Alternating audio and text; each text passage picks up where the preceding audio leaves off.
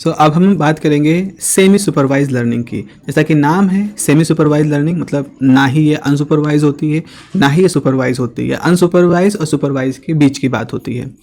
अच्छा, ये बीच का मामला आएगा कैसे, जरा इसको समझो, बड़ा इंटरेस्टिंग तरीका है। एक एग्जाम्पल लेते हैं, हम लोग एक एग्जाम्पल के बारे में सोचते हैं। एग्जाम्पल कुछ इस तरह से है कि मान लीजिए आपके पास डाटा है, सपोज आपके पास ये एक बहुत बड़ा डाटा सेट है, ठीक है। इसमें से सब एक ही जैसा डाटा है, मान लो कि नाम है, बहुत सारे लोगों के नाम हैं इसके अंदर। सपोज इनमें से कुछ नाम ऐसे हैं जिनके साथ उनकी उनका उनका कास्ट भी जुड़ा हुआ है, जैसे है ना, नाम से उनके कास्ट को रिप्रेजेंट कर सकते हैं, उनके रिलीजन को हम रिप्रेजेंट कर सकते हैं। तो इस छोटे से सेट में ऐसा है कि जहां नाम के साथ उनका रिलीजन भी स्पेसिफाई है, लेबल्ड है, लेकिन मोस्ट ऑफ द डाटा ऐसा है जो कि लेबल्ड नहीं है। अब आप क्या करोगे, अब आपको लेकिन क्लासिफिकेशन तो इस पूरे डाटा, मतलब एक्टिविटी तो पूरे डाटा पे करनी है, चाहे छांटना हो गया, चाहे जो भी कुछ करना हो गया, तो पूरे डाटा करना है। और लेबल्ड है केवल उसका मान लो 10% हिस्सा ही। तो अब यहाँ पर हम सेमी सुपरवाइज लर्निंग की थ्योरी का इस्तेमाल करेंगे, इस लॉजिक का इस्तेमाल करेंगे। कैसे करेंगे? तरीका इसमें हम लोग ये अपनाएंगे कि हम क्या करेंगे, अपने मॉडल को ट्रेन करेंगे उस डाटा पर जिसके लेबलिंग है। मतलब हम उन लोगों के नाम देंगे, फिर उसमें ट्रेनिंग करेंगे, उसको टेस्ट करेंगे जिसमें नाम और रिलीजन उनका एक साथ जुड़ा हुआ है। इससे क्या होगा, हमारा जो मॉडल है वो कुछ रूल सीख लेगा, वो कुछ सीख लेगा कि इस तरह के नाम वालों का ऐसा रिलीजन होता है, ऐसा रूल सीख लेगा। उसके बाद फिर अगली बार हम क्या करेंगे, उसको फिर अपना बचा हुआ 90% डाटा दिखाएंगे जिसमें केवल नाम ही नाम है, क्योंकि हमारे मॉडल ने अपने छोटे से डाटा सेट पर ट्रेन होकर के ये सीख लिया था कि किस रिलीजन से किस तरह के नाम जुड़े हैं। तो अब बाकी बचे हुए जो नाम है वो उनके साथ उसी तरह से रिलीजन को एसोसिएट करना शुरू कर देगा, और इस तरह से लेबल ना होते हुए भी हम अपने ट्रेंड मॉडल को, जो कि छोटे सेट पे ट्रेंड हुआ है, उसकी सहायता से पूरा क्लासिफिकेशन कर सकते हैं। तो इसको सेमी सुपरवाइज इसीलिए कहते हैं क्योंकि सुपरविजन के लिए जरूरी होती है लेबलिंग, और लेबलिंग हमारे डाटा सेट में एक छोटे से हिस्से के पास ही है।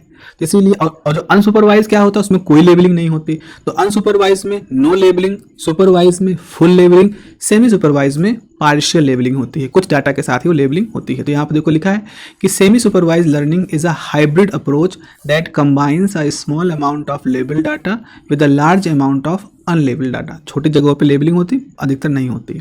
सो labelling data manually is often expensive and time consuming. अब सोचो, अब मैंने कहा कि नहीं भाई ऐसा है, अगर मैं कहूँ कि जो बचा हुआ 90% डाटा है उस पर लेबलिंग करके दो, आप लोगों को भेजो और उन नाम के लोगों के रिलीजन पता करके लाएं, अरे बहुत ही मुश्किल हो जाएगा, बड़ा टाइम कंज्यूमिंग हो जाएगा।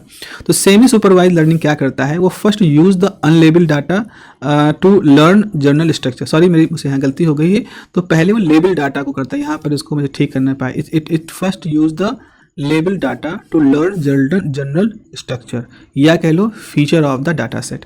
तो वो ये सीखता है किस नाम के साथ कैसा रिलीजन जुड़ा हुआ है। तो इस तरह से नाम के साथ एक रिलीजन का फीचर सीख लेता है, लर्न कर लेता है, and then refine their understanding with a limited labelled example.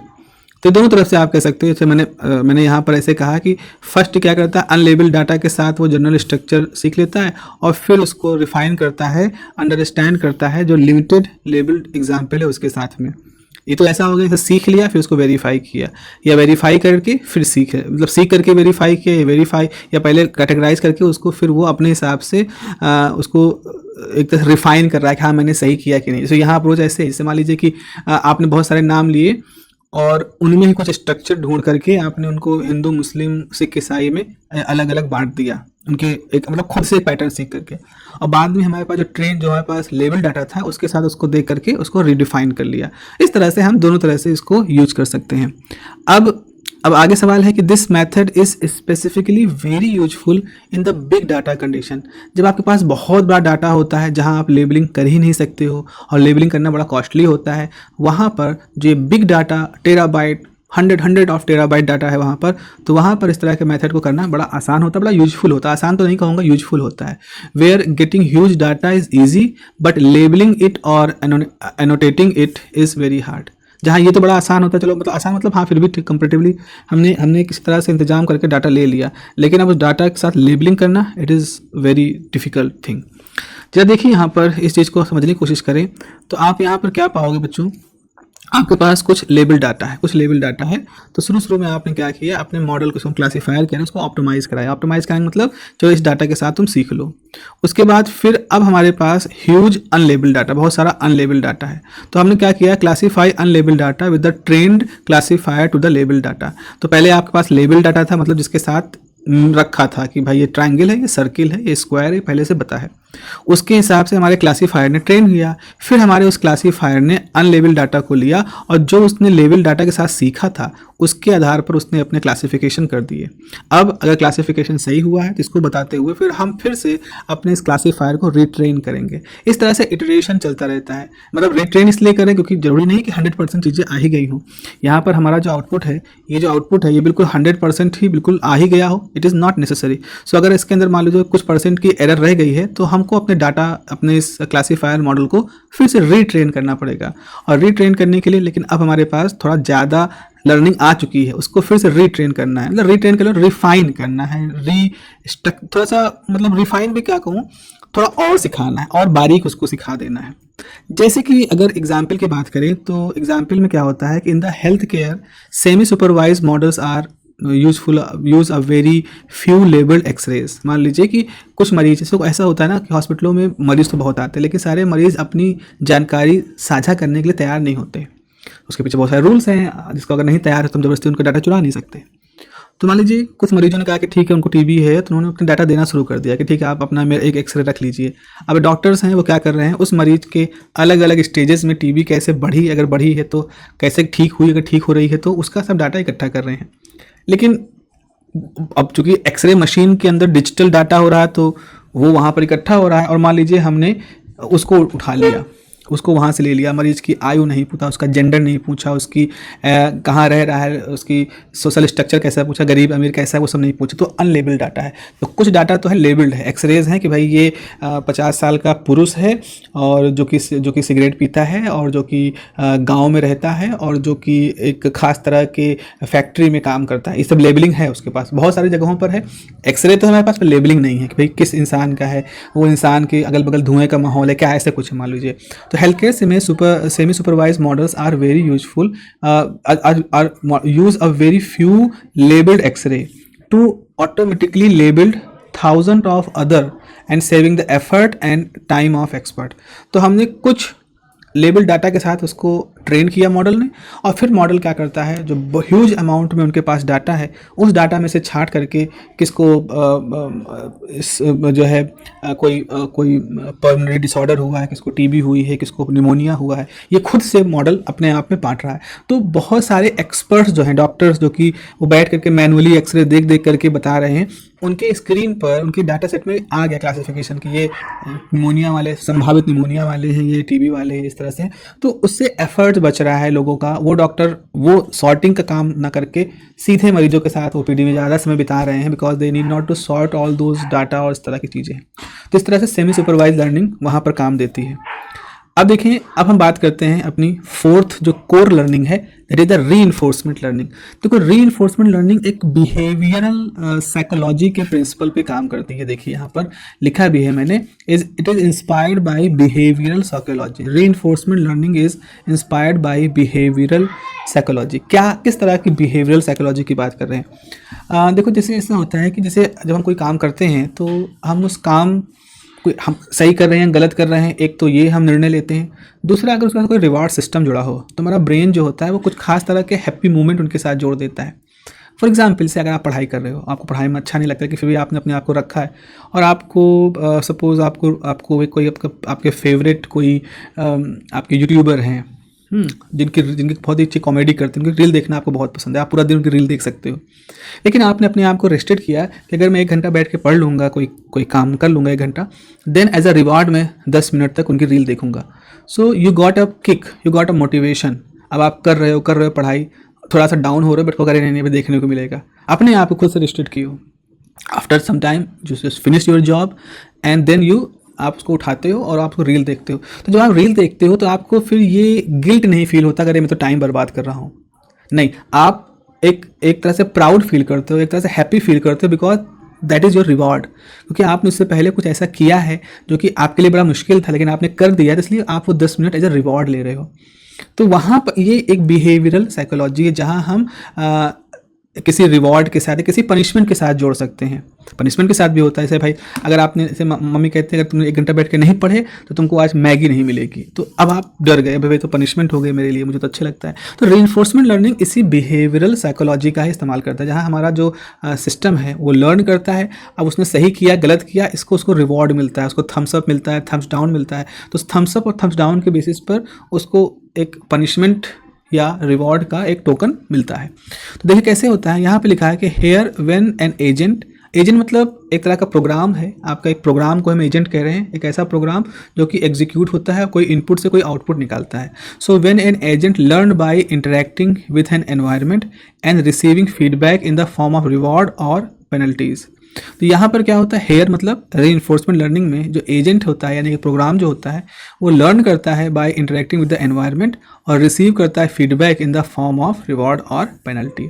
So the objective of agent, यानी जो प्रोग्राम की बात कर रहे हैं, the objective of agent is maximising the cumulative rewards by choosing the optimal action over time. तो हमारा जो सिस्टम है वो ये चाहता है कि उसको ज़्यादा से ज़्यादा रिवॉर्ड मिले। मतलब जैसे अगर मैं उसे कोई काम करवा रहा हूँ अपने आपके एआई मॉडल से, आपके मशीन लर्निंग मॉडल से, तो वो उस मॉडल का डिज़ाइन ऐसा होता है कि वो चाहता है कि उसको ज़्यादा से ज़्यादा रिवॉर्ड मिले और वो सारे रिवॉर्ड, वो क्यूमुलेटिव रिवॉर्ड उसको ज़्यादा मिले। इसके लिए वो जो भी सबसे ऑप्टिमम एक्शन कर सकता है वो करता है। तो उसको लालच होती है कि उसको बहुत सारे मैक्सिमाइज हो जाए उसके रिवॉर्ड। तो सिस्टम को ऐसा डिज़ाइन करते हैं जो हमेशा गुड के लिए, ऑप्टिमाइजेशन के लिए, बेटरमेंट के लिए उसको भूख रहती है। तो वो अपने क्यूमुलेटिव रिवॉर्ड्स को, मतलब ओवरऑल रिवॉर्ड को, पूरे एक्टिविटी के दौरान जो रिवॉर्ड उसको बढ़ाने के लिए वो हमेशा एक ऐसे पाथ को चुनता है जो ऑप्टिमल एक्शन होता है समय के साथ। इस तरह से आप देखते हो कि आपका जो पूरा प्रोग्राम है ये खुद में ही मोटिवेटेड ऐसा लग रहा है, हो रहा है अच्छे करने के लिए, बेटर करने के लिए। तो यहाँ पर क्या होता है कि unlike the supervise learning there are no fixed correct answer, the model learn via trial and error. तो यहाँ पर लेबल तो है नहीं, तो लेबलिंग ना होने की वजह से मॉडल को ये नहीं पता है कि जो उसने काम किया है वो बिल्कुल सही कि गलत है। वो खुद से ही सही गलत को पहचानता है ट्रायल एरर करके। जैसे उसने कोई काम किया अब वो गलत हुआ तो उसको पनिशमेंट का किक मिला, वो समझ गया कि नहीं पिछला वाला काम गलत था, एरर थी, तो फिर से वो अगला काम करेगा और इस बार उसको अगर गुड मिला इसका मतलब हाँ ये वाला काम उसने सही किया। इस तरह छोटे छोटे स्टेप्स में उसको रिवॉर्ड मिल के उसको पता चलता रहता है what is good what is bad. जैसे रीइंफोर्समेंट लर्निंग होती है, इसमें आप इनपुट देते हो, आपका जो परफॉर्मेंस इवेल्युएशन जो होता है उससे उसको रिवॉर्ड और पेनाल्टी मिलती है और इस हिसाब से वो अपने आउटपुट को डिज़ाइन करता है, रिफाइन करता है। अगर थोड़ा सा और बड़ा हम देखें, थोड़ा सा और जनरल तरीके से देखें, तो मान लीजिए कि ये जो मैं पूरा सर्किल बना रहा हूँ, this is the agent. Agent मतलब ये वो प्रोग्राम है जो कि ये सारा काम कर रहा है। अब इस एजेंट के अंदर दो चीज़ें हैं, पॉलिसी और लर्निंग एल्गोरिथम। अब यहाँ पॉलिसी मतलब ये एजेंट का बिहेवियर कैसा है, क्लासीफाई करने वाला है या ट्रायंगल को या डायमेंशनलिटी रिडक्ट करने वाला है, ऐसे कुछ इसके कुछ अपने कुछ रूल्स हैं, उसका कुछ अपना बिहेवियर है। और लर्निंग एल्गोरिदम जो है जो अपने आप को मॉडिफाई करके इस पॉलिसी को भी मॉडिफाई कर सकता है। तो यहाँ पर आप देखिए एजेंट है पूरा। अब जो एजेंट है कोई एक्शन करता है, एक्शन क्यों एनवायरनमेंट के साथ इंटरेक्शन करता है, एनवायरनमेंट ने इस एक्शन को देखा और उसने पनिशमेंट या रिवॉर्ड भेजा, पनिशमेंट रिवॉर्ड के हिसाब से फिर इस एजेंट ने अपनी लर्निंग एल्गोरिथम में बदलाव किए और फिर से पॉलिसी चेंज की, फिर उस पॉलिसी के तहत फिर से एक्शन हुआ, उस एक्शन के तहत फिर एनवायरनमेंट में काम हुआ, एनवायरनमेंट ने फिर जज किया कि ये गुड था बैड था। इस तरह से एजेंट ने सीखा। तो जब भी एनवायरनमेंट पेनल्टी जाएगी तो लर्निंग एल्गोरिथम अपने आप को ऐसा मॉडिफाई करेगा कि पॉलिसी में सुधार होगा ताकि फिर से जब एक्शन हो तो वो पेनल्टी ना जा करके एक रिवॉर्ड जाए। तो इस तरह से सिस्टम रिवॉर्ड पाने के लिए भूखा रहता है, अपने आप को बदलता रहता है। जैसे यहाँ पे लिखा है कि typical reinforcement learning setup include an agent, जैसे मैंने बताया एक एजेंट होता है, एक एनवायरनमेंट होता है, जैसे यहाँ पे एनवायरनमेंट होता है, एक पॉलिसी होती है which is the behaviour of agent और एक रिवॉर्ड फंक्शन होता है। तो तीन चार चीज़ें यहाँ पर होती है। अगर इसको एग्जाम्पल के थ्रू से बताएं तो आप ज़्यादा अच्छे समझ पाओगे। जैसे मोस्ट पॉपुलर एग्जाम्पल जो है आज की डेट में सब लोग यूज करते हैं, most popular example is reinforcement learning with human feedback. मतलब आपका मॉडल सीख रहा है लेकिन इंसान उसमें फीडबैक दे रहा है, मतलब कोई कंप्यूटर मॉडल ही नहीं है जो कंप्यूटर मॉडल को सिखा रहा है। So this approach is use in the refining model like chat GPT, Gemini. आप याद करो जब आप कोई चैट जीपीटी के साथ कोई इमेज बनवाते हो या आप कोई उसको क्वेश्चन देते हो, आंसर देता है तो उसके साथ एक थम्स अप, थम्स डाउन और इसका ऑप्शन होता है। आपने थम्स अप कर दिया मतलब उसने जो रिस्पांस दिया उस आपको अच्छा लगा, आपने थम डाउन कर दिया मतलब उसने जो रिस्पांस दिया आपको अच्छा नहीं लगा। ऐसा सबके साथ होता है। तो आपके दिए गए रिस्पॉन्सेज से वो जो चैट जीपीटी है वो सीखता रहता है कि अगर मुझसे इस तरह क्वेश्चन पूछा गया और मैंने इस तरह का जवाब दिया तो मुझे थम्स अप मिला था, तो मैं हमेशा इस तरह क्वेश्चन को ऐसे ही जवाबों से इक्विप रखूँगा ताकि मुझे थम्स अप ज़्यादा मिले। अगर आपने इसको थम्स डाउन किया तो समझ जाता है कि इस खास तरह के सवाल का इस तरह का जवाब मैंने जब दिया था तो मुझे नेगेटिव पॉइंट मिले थे, मतलब थम्स डाउन हुआ था, पनिशमेंट मिला था, तो मुझे इस तरह के सवाल में इस तरह के जवाब नहीं देने हैं। तो आप जब भी जेमिनाई या सबको यूज करते हो उसके साथ और उसको आप कहते हो नो दिस इज, या तो आप टाइप कर दो no this is not good, ये इमेज ठीक नहीं है, या इसको ऐसे करो वैसे करो, तो जो भी कुछ आप उसको इंस्ट्रक्शन दे रहे हो, आपका वो जो लार्ज लैंग्वेज मॉडल है वो उसको एज अ फीडबैक ले रहा है और अपने मॉडल को ट्यून कर रहा है और ज़्यादा बेहतर कर सकने के लिए। So these AI system receive human evaluation of their response which act as a reward signal to improve the conversation quality को और अच्छा कर देता है। ऐसे ही जैसे ऑटोनॉमस व्हीकल्स होते हैं वो भी रीइंफोर्समेंट लर्निंग का ही इस्तेमाल करते हैं to learn the safe driving strategies in the stimulated environment before being deployed on the real road.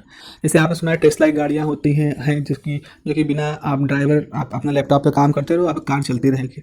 अब सवाल ये है कि कार जब चलेगी सड़क पे तो कैसे पता चलेगा कहाँ सिग्नल है, कहाँ लोग आ रहे हैं, कोई अचानक से भाग रहा है या यहाँ बिजी एरिया है या ये रास्ता सही है, यहाँ से नहीं मुड़ना है, ये 1 वे है 2 वे है, कैसे पता चलता है।